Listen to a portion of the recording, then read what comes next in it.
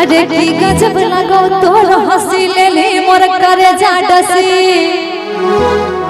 कि पहले नजर में हमर माही ले ले दिला रे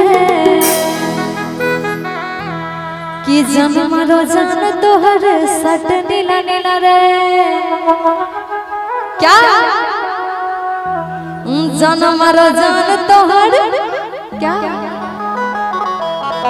सट नीला नीला रे। और आप लोग को झूमना है, इस पे झूमना है, झूमना मतलब डांस करना है मेरे साथ साथ। गजब लगो तो हंसी ले ले मोर कर जा हंसी,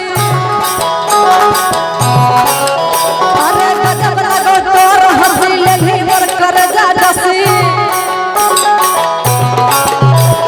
गजब लगो तो हंसी ले ले मोर कर जा